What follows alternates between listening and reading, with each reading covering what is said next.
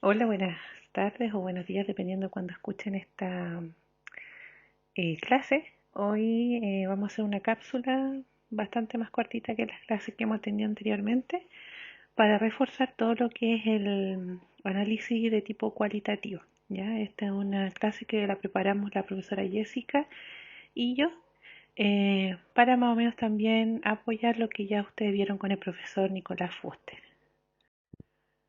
Bueno, primero que todo, para poder, vamos a hacer primero un recordatorio con respecto a lo que es el propósito principal o la acción esencial que tiene el análisis cualitativo, el cual consiste en que nosotros recibimos los datos que no están estructurados y nosotros al analizarlos le damos una estructura, ¿ya? Estos datos pueden ser muy variados, ¿ya? Y ahí ustedes tienen ver cuatro aspectos donde nosotros podemos obtener estos datos que son narraciones de los participantes, observaciones del investigador, videos, audios, fotos, cartas y también expresiones verbales y no verbales. Bien, uno también tiene que preguntarse por qué analizamos los datos cualitativos y en este caso ahí ustedes ven 8 razones del por qué analizamos los datos cualitativos. O propósitos también podríamos llamarle, ¿ya? Uno, porque nosotros también exploramos los datos, ¿ya? Lo primero que uno hace, que es esta recolección en base a la recolección que nosotros obtenemos de los instrumentos de recolección de datos, nosotros vamos a ver esos datos y hacemos una revisión. Y ahí obtenemos un panorama general de los datos que obtenemos de los discursos o de las cartas o de los documentos que nosotros vamos a investigar.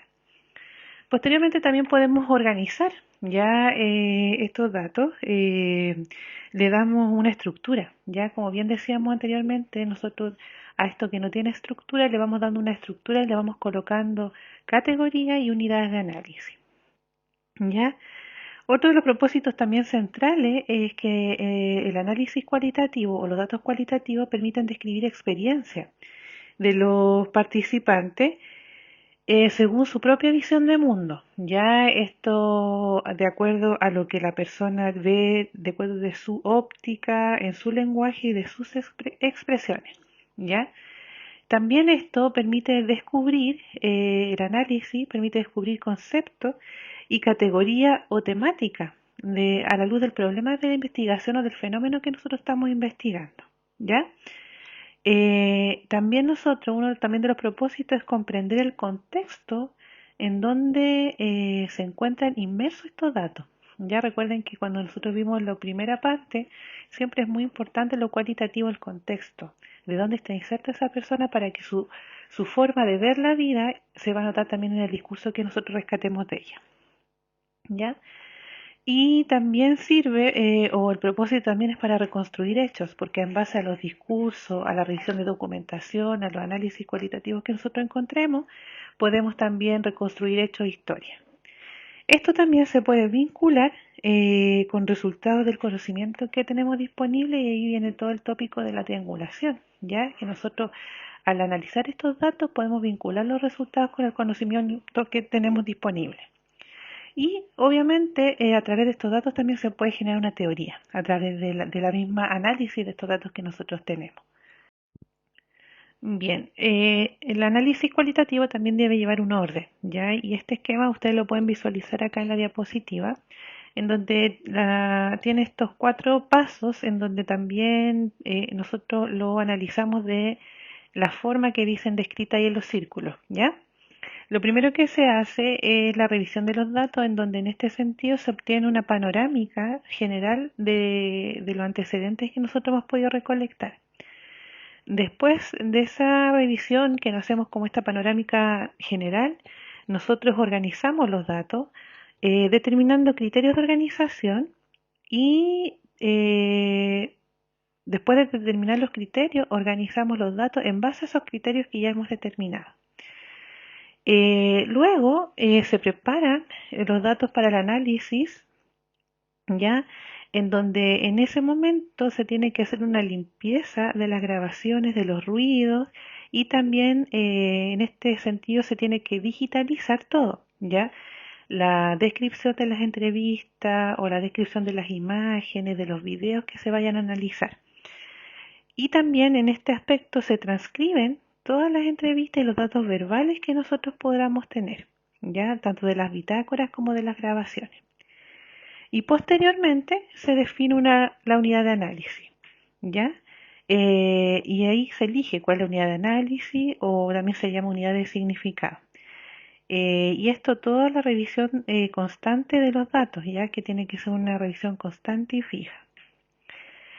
Cuando nosotros hacemos todos estos pasos, obtenemos distintas codificaciones, ¿ya? Tenemos la codificación abierta, ¿ya? Que ahí luego la vamos a explicar en la próxima diapositiva. Posteriormente tenemos una codificación axial y posteriormente podemos hacer una codificación selectiva, ya que ahí la vamos a explicar cada una de ellas en la siguiente diapositiva. Bien, ahora vamos con la codificación abierta. Ya la codificación abierta es un sistema de análisis que se pretende codificar las unidades por una comparación constante entre ellas eh, para poder generar o descubrir categorías y asignarle obviamente un código, ¿ya? En este sentido, la codificación abierta, uno va definiendo las categorías de acuerdo a los datos recolectados, ¿ya? Se van observando también en base a los conceptos que como del equipo investigador puedan tener y se le van dando los significados según los datos, ¿ya? Y en este sentido también nosotros seleccionamos segmentos del contenido o unidades de significado o de sentido también le llaman. Ahí ustedes ven en el ejemplo que hay un problema, ¿cierto? Que es cuál es el significado que le otorga las madres de niños con cáncer al cuidado en el hogar. Tienen el objetivo. Y la unidad de análisis, como ustedes pueden ver, es la frase o línea y párrafo, o el párrafo que nosotros describimos en el discurso, ¿ya?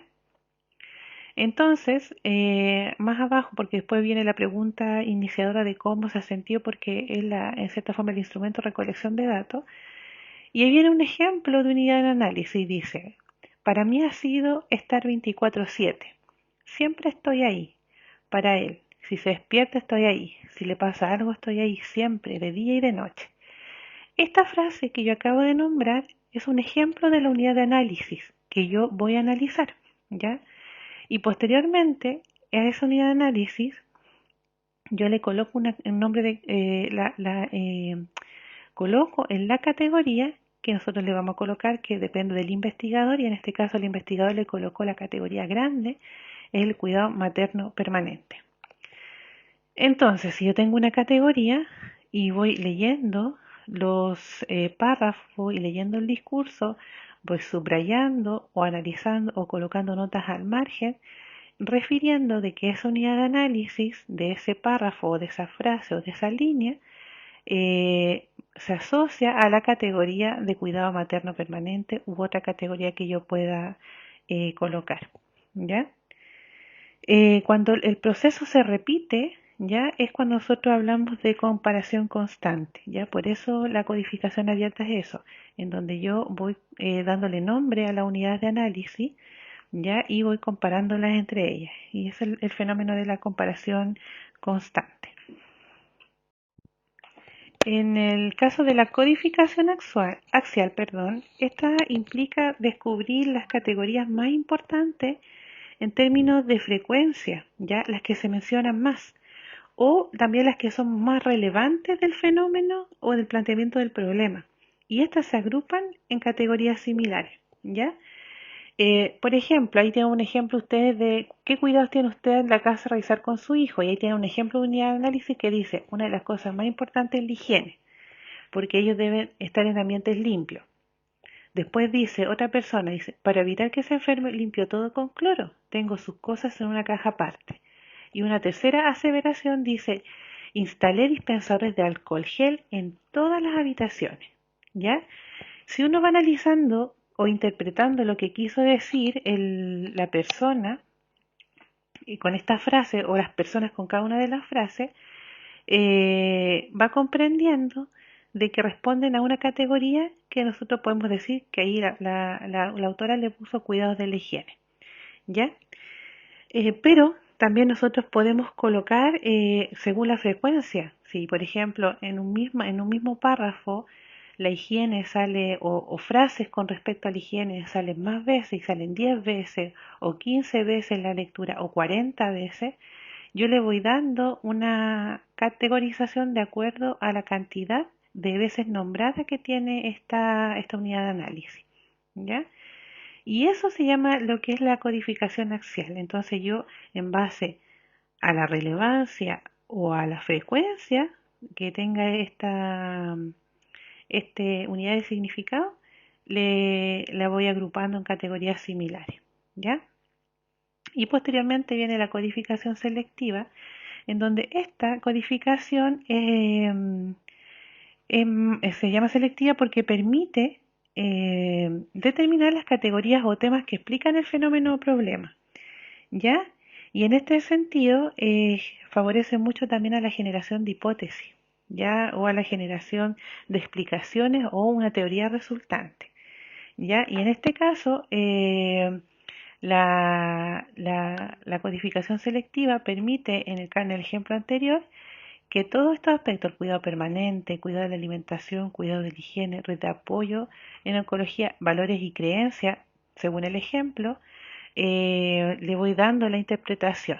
Ya la voy agrupando en esas categorías, en donde yo voy seleccionando y determinando estas categorías y que me van dando o dando respuesta al fenómeno que estudiar, que en este caso era la primera pregunta que vimos en la diapositiva anterior.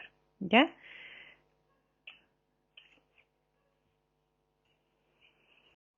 Bueno, espero que esta cápsula haya sido un poco más clarificadora y en caso de no, también tienen a sus docentes que les pueden apoyar en el análisis también o en la planificación del análisis que nosotros debemos realizar.